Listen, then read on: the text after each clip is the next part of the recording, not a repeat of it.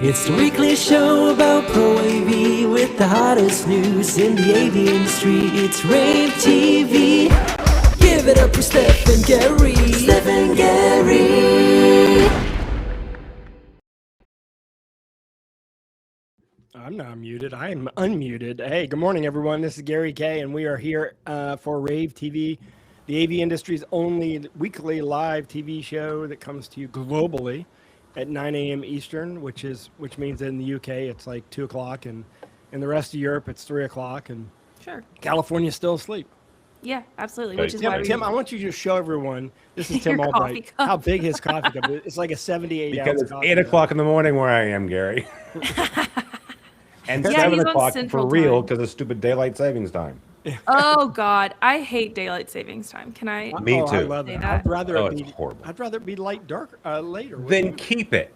Yeah, keep Change it agreed. and don't mess with it. Yeah, I have no agreed. problem with that concept. It's Yeah. this annual stealing an hour of my sleep. You know, Yeah. if I were running for president, that would be my one platform, was to keep daylight savings time year And you round. would win in a landslide. I think so, because I think that's the kind of thing that people actually care about, right? Is like Whose stuff idea like was that? Who did it first? Was it the 60s, Gary? Was it FDR? I don't, I don't know. honestly, I probably should know the history of it, but the theory behind it was that farmers needed more time in the fields in the summertime. So if they shift the time, then they can work later. So because kids were going to school during the day, right? We passed a law that kids had to go to school. So they weren't getting off school till like 3:30, 4 o'clock. That gave them, an extra hour to work in the fields, which Okay. really sounds good, right? Having your kids work in the fields. But It was signed into law by Richard Nixon in 1974. there you go. There you go. So, but he didn't create it. It was actually So the it's idea not that was old, Steph, is what we're hearing. Yeah. okay. Period. But it was Because- actually credited, like the person who created it was like a British guy named William Willett.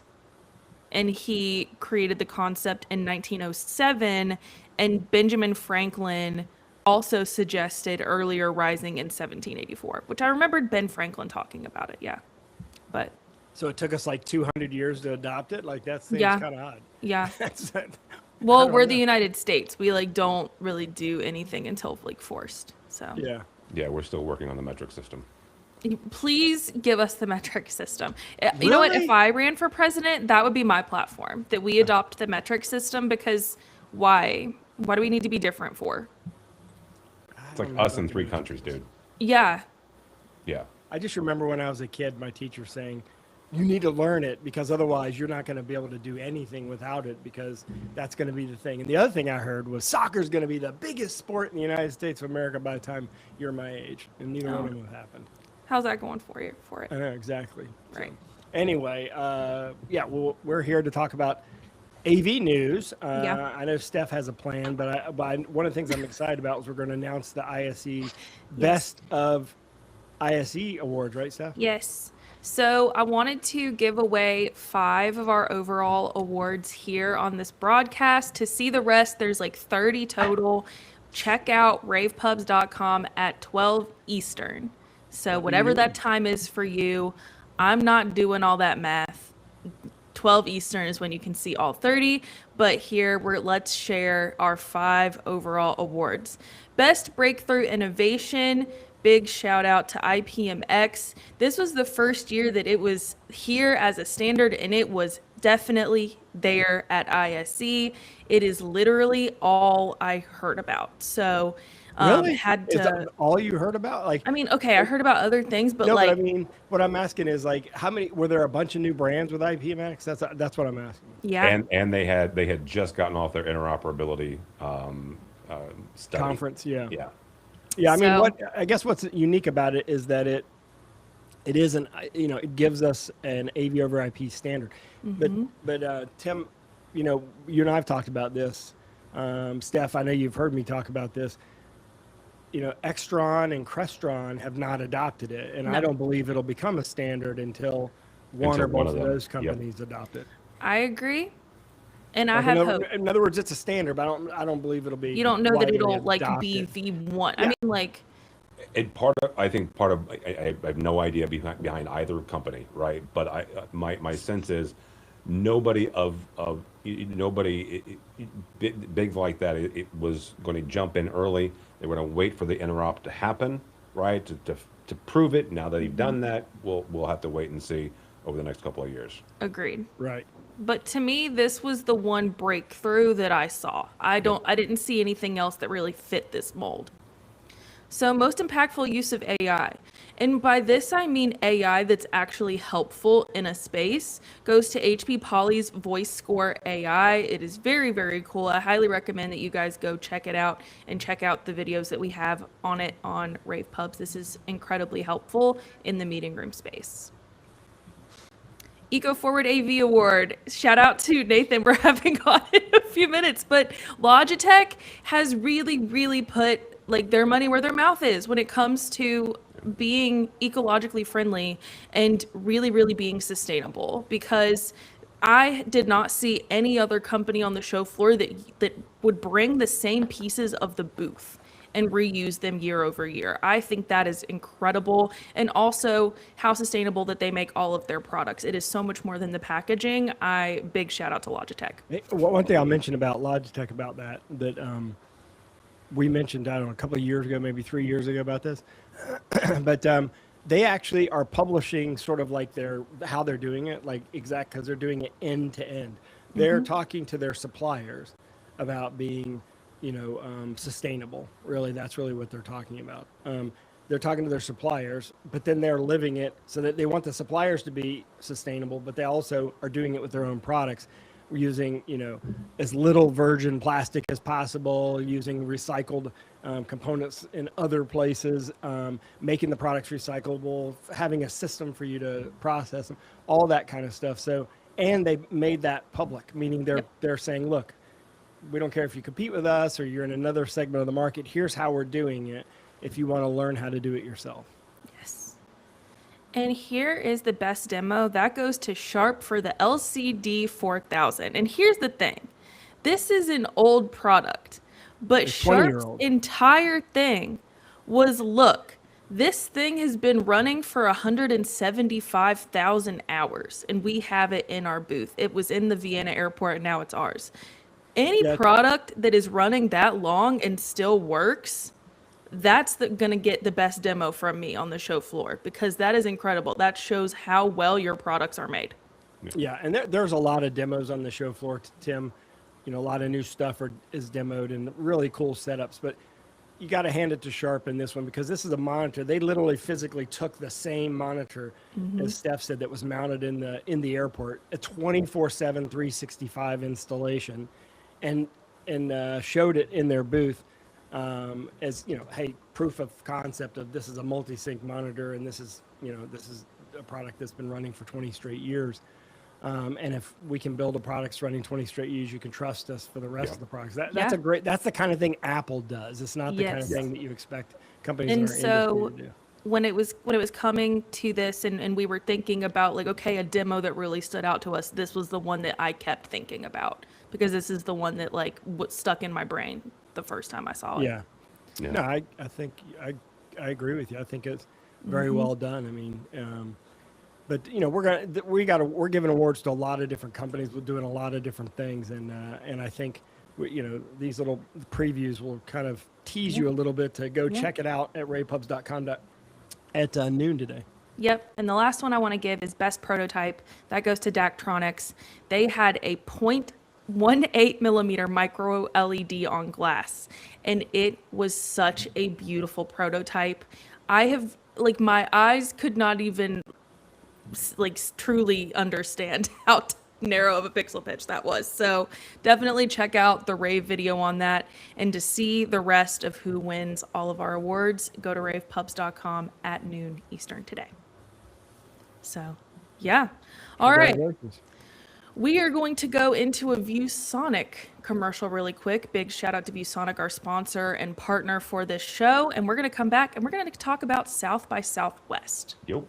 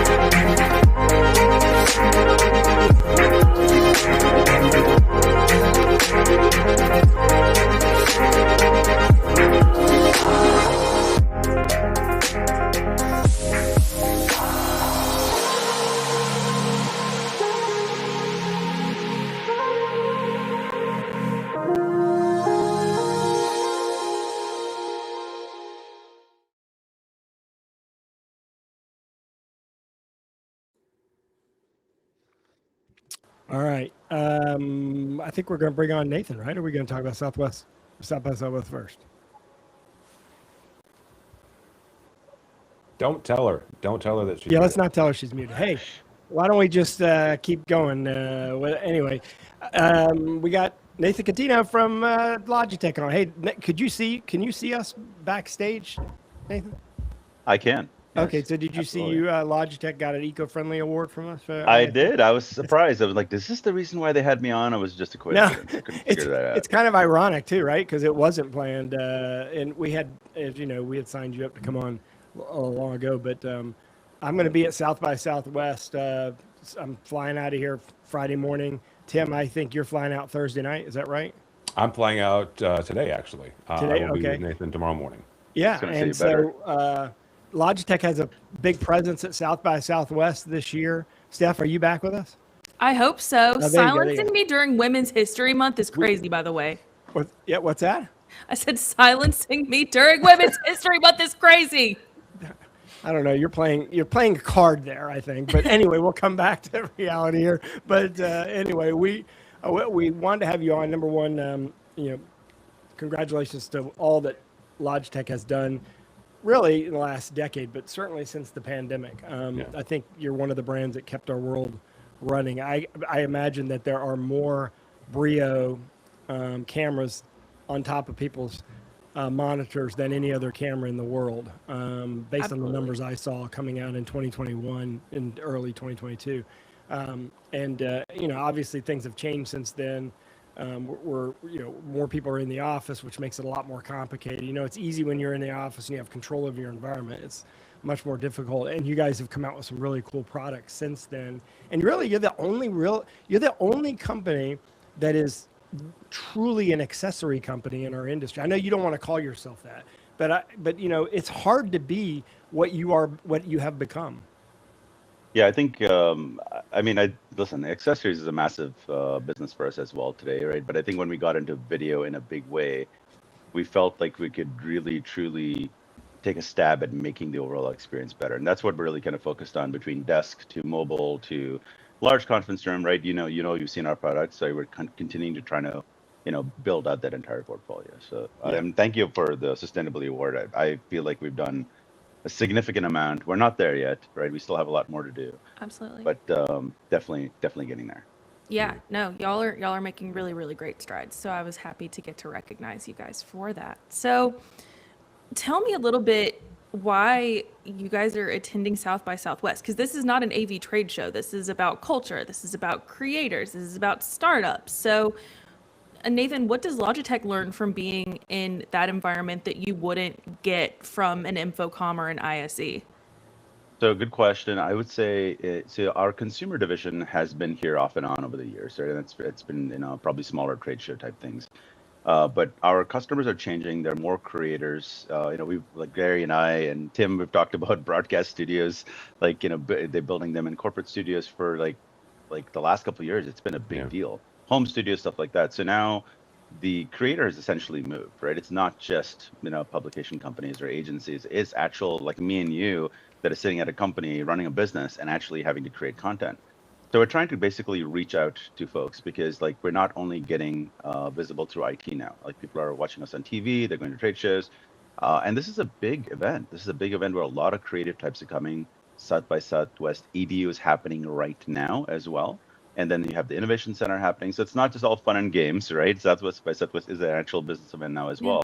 well. So we've decided to basically do multiple activations. So number one, if you've heard of Logi Work on Wheels, it's our trailer that we built last year. It goes around the country. Talk about eco, right? You build it once, you don't have to keep rebuilding it over and over again.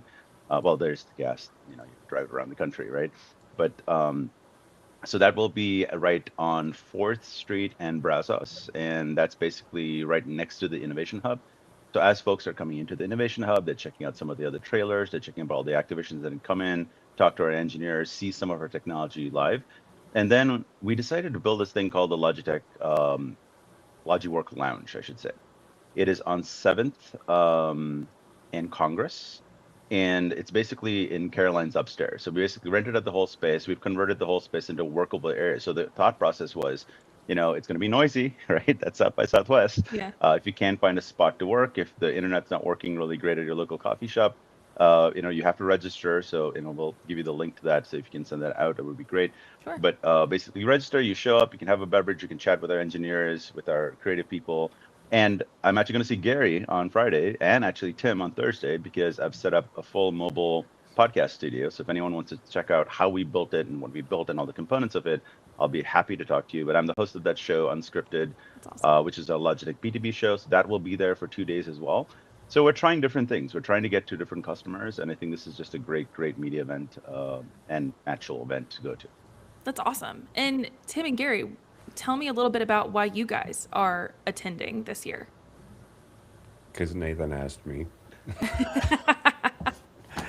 No, I have never been to South by Southwest, and the way you described it is exactly it. It is a mixture, a cross section of culture, of music, of technology. Obviously, Logitech is there. You have Adobe that is there. You have a bunch of tech companies. It's a bit like Silicon Valley figured out that they needed barbecue once a year, and so they all migrate down to Austin.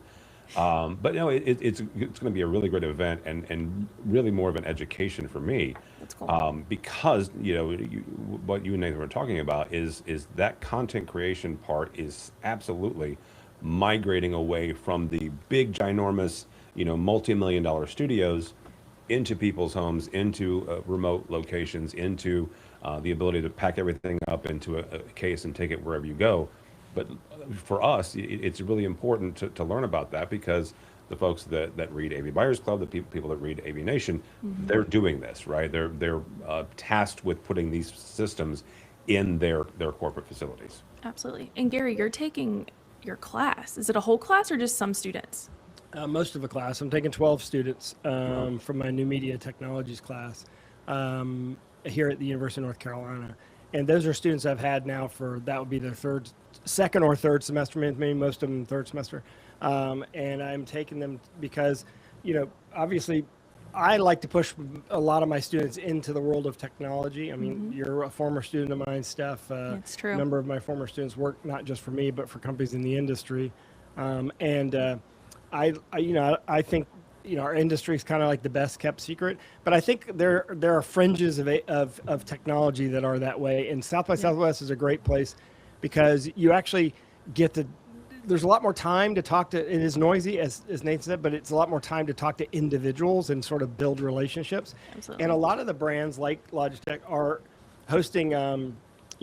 Experiences, right? They're doing, pop-up experiences and activations, and you get a chance, and they want your feedback. And the generation that they're most interested in is the one that has the largest buying power for the next 25, 30 years, and that's Gen Z, which are my students. If you look at their buying power, it's much larger than mine or Tim's or even yours, Steph. So they're interested in what drives Gen Z because, they're spending, my students, Nathan, are spending on an average 2 to 2.5 hours a day on TikTok. And I imagine that Logitech probably isn't doing much on TikTok. They may have a presence, but, there's consumer products on TikTok, which obviously B2C is easy to figure out, but when you're B2B, that's where it's a little bit more difficult. And let's be honest, most people don't end up working for B2C companies. Most people work for B2B companies. That's true. So, yeah. So Nathan, another question: what does success look like for you guys at South by Southwest? Is it like brand exposure, feedback, partnerships? Like, what are you looking to get out of it this year? I think definitely number one, brand exposure. I mean, it's all of the above, obviously, right? But I think brand exposure is one thing because again, those creative types may not know beyond the webcam, the keyboard, the mouse they use. They don't know about our video products. They don't know about our Mevo cameras that we use in studios now, right? There's a lot of products that we've released even in the last 3 years that they may have not had exposure to. And the other thing I talk about a lot in this space, especially in broadcast or creation space, I call it the sub $10,000 per device kind of space, right? Because it's things like Blackmagic that are amazing cameras, way more expensive. But most people who try to start this process, I know I did this, and thankful for your videos and your content that you guys create, but also on YouTube, I had to go to YouTube to figure out how to do all this stuff, like creating a studio, building a studio, recording, editing, All this was not like, there's no class. Maybe Gary, maybe you have a class for it, but I didn't take it, unfortunately, at least not yet. But I had to spend a lot of time on YouTube. So how do people figure it out? They go to Amazon, they just buy whatever they want, right? Yeah. And we have so many pieces that are built for businesses. The warranties are actually built for longevity, not for like, use it for a year and throw it away. So I think if we can make sure I wouldn't say brand necessarily, but update people on what we have in terms of our entire life cycle of products, both for consumer as well as for B2B, and obviously get the contacts, have great conversations, great feedback from customers, which I know we will. My main intention here is beyond doing all those things, I'm trying to grab content. So Yeah. obviously, we've set up the studio, we've got like 12, 13, 14 podcasts that are going to be recorded. So I'll have content for months, literally. Nice. So that's our objective is one, obviously make sure the brand is loud and proud, and make sure we can show customers what we're made of in terms of all the products and solutions. And then just maybe, right? Dare I say this, have a little fun along the way as well. So we're pretty Absolutely. excited about it. Awesome. Well, where can people go to find out more about Logitech and everything that you guys have going on in the next coming months? So Logitech, the best place to find out our content is on logitech.com. That's the first place people go. The secondary place is our YouTube channel. I would also follow our LinkedIn page. So there's a lot of different venues that you can get to, but I think for business, most people follow us on our LinkedIn page or our YouTube page. And then those obviously have links to all the other sub-sites and different platforms that we have. Awesome. Well, thank you so much. And all of you have so much fun at South by Southwest. I'm so jealous. We'll be thinking of you. Tim and I are going to do the rest of the news in a minute, but before that, we're going to go straight into a commercial from our sponsor and partner, Shure. So check out the importance of AV security in the digital age. We'll be right back.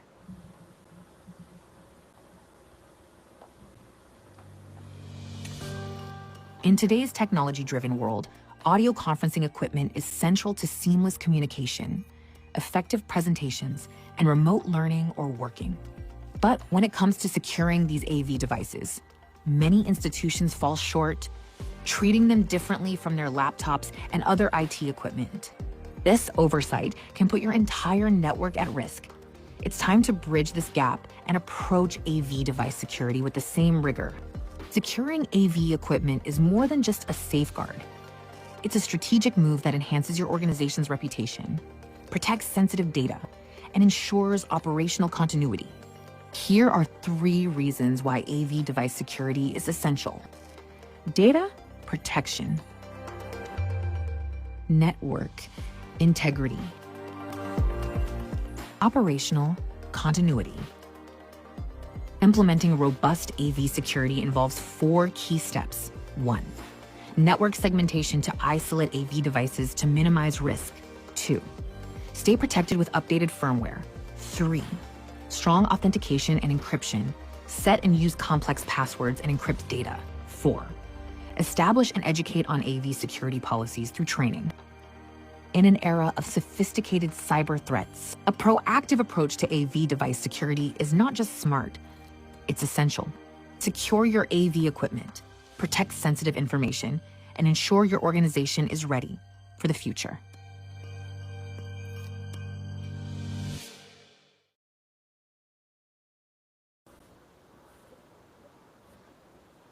Unmute. Okay, thank you. I was not responsible for muting you. I just want to point that out. No, I just wanted to blame you guys That's fine. I got no problem at all. because it's Women's History Month and I just felt like I should blame you guys. So, all right, Tim, we've talked about MDEP a lot. A lot. What do you like? And we're not done yet. No, we're going to probably be talking about this for the next like 3 to 5 years, 100%. So, what are your true thoughts on it? Like, I know that we talk about that it's good because it's making getting things like Microsoft Teams like actually approved easier, and it's creating this like very natural progression for a lot of different products to work together. But is Microsoft taking over the world? Yes. Right. Yeah. This is an old playbook that I am old enough to have seen at least 3 times in my life, and I have nothing against Microsoft. I'm sure it's a fine company, but I have seen this more than once, and my hesitation and my little bit of concern is that yes, Microsoft is positioning themselves to take over the space and, in essence, dictate what software is being used throughout the ecosystem, throughout everybody's conference room, and that is certainly something for at least for me to be concerned about. Yes. Yeah. No, that's completely fair. What, like, where do you think it's going next? Do you think just like everyone is going to make sure that they are a part of MDEP? I know we've got a few stragglers, we got a few holdouts. There's a couple. We just Do you had one of think them that on.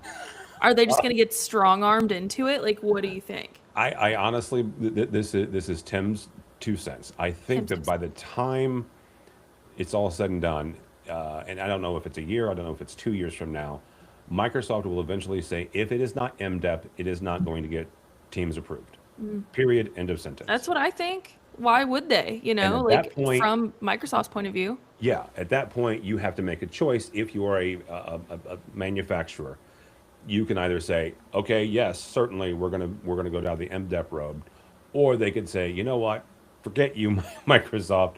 We'll partner with Teams, and we'll partner with WebEx, and we'll partner with all the or Teams. We'll partner with Zoom, yeah. and with Cisco and everybody else, and see where the chips fall. But they will have to make strategic decisions. I would say sometime in the next 12 to 18 months. No, that's true. And I don't see Teams going away as like one No. of the main platforms. Like No. it's been, I mean, like a lot of big enterprises use WebEx, but for most people that I meet with on the day to day, it's either Zoom or Teams. Yeah. Yeah, and Teams, by and large, if you look at any industry report, Teams it has absolutely pulled away from Zoom as far as a percentage of folks using it, which is remarkable to me because I was thinking about this the other day. It has been 7 years since Teams was introduced, and it's an odd kind of weird thing that happens in life. It was a conference in New York in 2019, and it was at the Microsoft. They have an installation there, an office in Midtown Manhattan, and they unveiled this thing called Teams. Right? It was an inter-office communication, this, that, and the other. It was very, very, very basic. Yeah. And the fact that they have been able to explode this in 7 years, some of that's pandemic, absolutely, but they've been able to do what Microsoft does best, which is get themselves in a position of control. Yeah. So, you know, we'll see what happens. Yeah. It is really wild that it's only been 7 years. I feel like it's existed for longer than that. Yeah. Because Zoom has existed for longer than that. The first It time has. I Yeah. heard about Zoom, the first time I used it was in 2017 or 2018. My graduate advisor used Zoom, and I was like, what is this? Wow. I was like, this isn't Skype. Oh my gosh. Which Poor is like, Skype. Skype used to be like the one thing you Oh, used. absolutely. Skype was it, dude. Exactly. Like I've done like job interviews over Skype and Okay. stuff. Yeah. So isn't that crazy? That was crazy. Well, all right. Let's keep moving. You brought up this as well. I did. Newcastle United banned working from home for all staff last month. Yeah. 500 people, right? 500 employees. people. Yeah. It's like, you're not working from home. Sorry, kids. This is a larger context, right? You've got Amazon doing the same thing. Yeah. You have Starbucks for their corporate office. Obviously, you can't make Obviously, coffee the from people home. making the coffee have to go Yeah, in. yeah. But their corporate office, right? And there's some hoo-ha around that because the guy that works at the CEO of Microsoft doesn't live near the office, so it's a little bit hypocritical there. Yeah, this is a larger move, and it depends on the organization, but it does two things. Number one, it forces your IT department and your AV folks to go, okay, what do we have? Like, are we capable of bringing, in this case, 500 Yeah. people back to the office? Yeah. My guess would be probably not today, right? So for folks that are in that position, you got to do a couple of things. You have to assess your systems, right? And then you got to go, okay, well, what do we need then to make sure that we can house and allow 500 people to communicate and to do their job on a daily basis. Yeah, that's fair. I just think hybrid is the perfect model. Like, you're never going to convince me otherwise because I base my entire week around when I'm going to be in the office and when I'm going to be at home. Like, when I'm at home, that's my writing time because there's no way I'm going to be able to focus on that if I'm in the office with, our entire team. That's when I schedule like all of my meetings. So, I don't know. Like, I don't agree with people being like, oh, if you're in the office, you're more productive. I don't think that that's true. Like, if I have people around me, I'm not going to be more productive. I'm with you because I am hybrid as well. I work from home 2 days a week, and that is, from a creative standpoint, some of my most productive days. Now, Yeah. when I'm in the office, different type of productivity, Yes. right? It's when you get to interact with people in real life, in real space, and there's a certain level of, collaboration that happens in real space that is difficult, not impossible, but difficult over video conferencing. Exactly. So I don't know that I agree with like all of the CEOs dragging their employees back in office full time by the hair. That's just like I just don't agree. Like to me it seems like very clearly the CEO trying to like make the lease worth it for the building. Like that's what it seems like for me. Like they're like, "Oh, well, I think it's going to make employees want to further their careers." Like I don't think that's true. I think you just want to make the money worth it. And there's an under current there, especially Gary was talking about Gen Z. There's a Gen Z kind of theme on, especially on TikTok, where the idea here is that you making me go back to the office just so the building owners don't lose their lease is silly. Yeah, it Yeah. is silly. So I don't know, whatever. Okay, Atlas IED, new Yes. experience center in Germany. I pulled this piece from your website.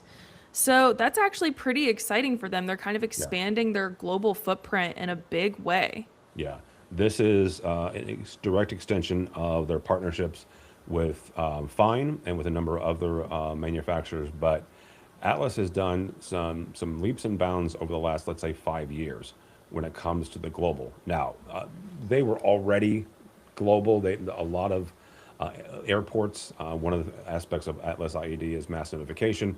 They were in a number of airports globally already. This is an expansion, though, on the AV side, whether that is the speakers, whether that is their atmosphere system, and this gives them a foothold and allows both customers as well as integrators in the EU market to have a physical space they can go and experience the technology. Absolutely. So next story, this is from Audinate. This is like a pre-NAB story. They launched Dante Director Professional. This is for remote management of large AV networks. This is a web-based management platform. It's designed to help organizations monitor and manage large-scale Dante-enabled AV networks. So, Tim, why is this a big story for AVIT end users? There's a couple things. Number one, it is that monitoring of all your systems. And Dante is a pretty highly used standard, right? So if you are a Dante house, something like this is incredibly important for your entire network. Whether that is a stadium or whether that is corporate headquarters, this gives you visibility to everything that's going on and gives you the ability to do things like update firmware and monitor the traffic and the security of that traffic. So this is a huge thing for them. Very cool. Last product story, Gary and I talked about this briefly last week, but I wanted to bring it up again. This is Epson's mobile cart. So why do you think a mobile cart with like a portable ultra short throw, projector, why is this useful specifically in a university setting? And why is it a category again? Like Yeah. this is the second or third one of these that I've seen from other manufacturers. Yeah. where- Panasonic has one. Yeah. Now, I am old enough to remember when my teacher would bring in the actual film projector. That's a different conversation. but it reminds me of this, right? Wait, I remember that. It was like the overhead with like the lamp-based No, projector, and they no, would no, write on no, it with no, no. Vista V Smart. Actual film, Steph. Oh no. Sorry. Yeah, you lost me. I am that old. But this reminds me of that, right? It is a portable display system, but this system has built-in speakers. So it is the idea of, instead of doing full-on installations into a classroom, this gives facilities managers, it gives IT folks the ability to say, oh, this room doesn't need it for X, Y, Z reason, but this group of 5 or 10 rooms, you guys can share a cart when you do actually need it, and then kids get the benefit of having the rush of, oh, we're having a film today. Or do you think it's like for rooms that don't have a front of room? That's possible too, yeah. Like Yeah. for those like flexible classrooms that sometimes have students in groups of 4, sometimes they're all in a row, but if it's like where there's no podium because it's made to be a truly flexible classroom, Yeah. it's made for the projector to just project whatever Wherever. wall they decide that Yeah. day. Yeah, and it makes So- it a lot easier in those collaboration spaces for those types of teaching spaces. Yeah. So it's interesting. That is a full category now because there's, I Yeah. think, 3 companies that do this. So really weird. All right. We're going to go to a quick spot from our other sponsor and partner, Crestron. So check out this about Auto Measure. And then Tim and I are going to come back and tell you about a few events we have coming up. And yeah. Yeah.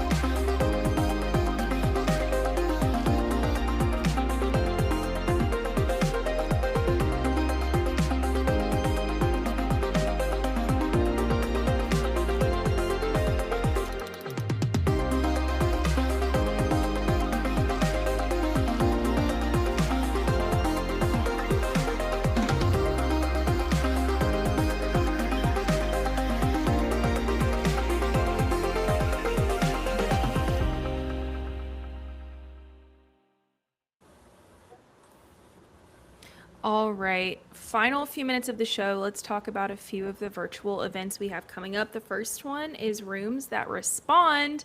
That is March 19th at 2 p.m. That is with me. It is all about kind of what Tim and I were talking about, the flexible classroom Yep. in 2026, what that looks like, how you build an adaptable learning space. I'm excited, so make sure to go and register for that. It's like an hour, so 2 to 3 p.m. Eastern. It's, yeah, you can join. It's not that much of a it's not that much of a commitment. The next one is planning a direct view LED wall. What IT and AV teams need to know before buying. Sorry, I was like, this is long. March 24th at 2 p.m. This is sponsored by Sony. Tim, you are hosting. Tell me a little bit about what this is going to be about. So the DV LED market is another one of those areas that certainly in corporate as well as in education, folks are looking at these as a replacement to projectors, right? It's sometimes it depends on the size, but they are equivalent. And this is not something you just go to a box store and pick up off of the shelf. This takes a process. And so we're going to talk about, the things that you need to know. What are the questions that you need answered before you go down this road? This is from facilities. This is from stakeholders. This is from your CEO. Like, what is it they're hoping to accomplish? What do they need to get done here? And then you can go ahead and go, okay, I've got those answers now. Now we can go and design this system. Absolutely. And then finally, amplifying safety, security integrators pipeline into audio systems. This is March 31st, again at 2 p.m. And this one is sponsored by Atlas IED. Tim, you're also hosting this one. Tell me a little bit about what this one's going to be about.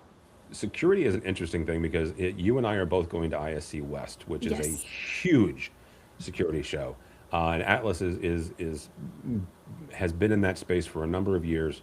So we're going to talk about looking at how security integrators can integrate audio systems, but also on the other side, how audio integrators and AV integrators can start leveraging some of the Atlas opportunities and the Atlas products for security. And we mentioned mass notification. Mass notification, depending on who you are, can be security, can also be AV. That's So true. talk about that little crossover there. That'll be cool. Yeah. Because I think the crossovers will only continue in our industry. 100%. So I'm excited to see how that crossover is going at ISC West. This is my first time going. So. Mine too. Mine Well, too. So we're going to have a good time. We are. So, all right, Tim, thank you so much for doing Well, the show with me. hang on, we got Oh. one event that's not virtual. What is it? Almo E4. You and I You're get to right, hang I out. forgot. You and I. You're going to DC next week, Steph. I know. So Steph and I get to hang out again. We got to hang out in Anaheim. Yeah. She did a fantastic class and a tour. So you get to hang out with her and watch her class and take the tour. But you and I get to go to the DC area on the 17th of March Yes. for Almo E4. And Tim, you're giving the whole keynote, the full keynote for the All entire. by myself. Yeah. Crazy. Yeah, and you did a really good job. It was really, really fun to get to watch you do that in Anaheim. So I'm excited to see you bring that energy into DC. And the great thing about it is it's all about security, like more of that crossover. And you look up like local security regulations. So you change it a little bit in each city that you give it, which I think is cool. And it's fun for me because I get to learn something and new every time. So obviously Anaheim, we did California. This time around, because of where we're at, I did all three areas. They refer to the area as DMV, the DC, Maryland, and Virginia area. So I have a different slide for each one of those municipalities, I guess. Yeah. Because DC is not a state, but all three of those areas. That'll be cool. I'm excited to check it out because I go to the keynote in every city. I always do. So I'm excited to see what I can learn from your keynote in DC. So Tim, and if you guys want to come, it's completely free to integrators and end users. So definitely go to e4experience.com if you're in the area and go ahead and register and come and hang out with us. It's going to be a lot of fun. And then you can see what other upcoming cities there are this year. It's going to come back in the fall in Dallas and then again in Boston. So make sure to register for the city closest to you and come hang out. So all right, Tim. Okay, now, thank you so much for doing this with me today. Thank you, ma'am. And yeah, and I will, in fact, see you in DC next week. Next week. All right, bye, everyone. Thanks for joining. It's the weekly show about Pro AV with the hottest news in the AV industry. It's rAVe TV. Give it up for Steph and Gary. Steph and Gary.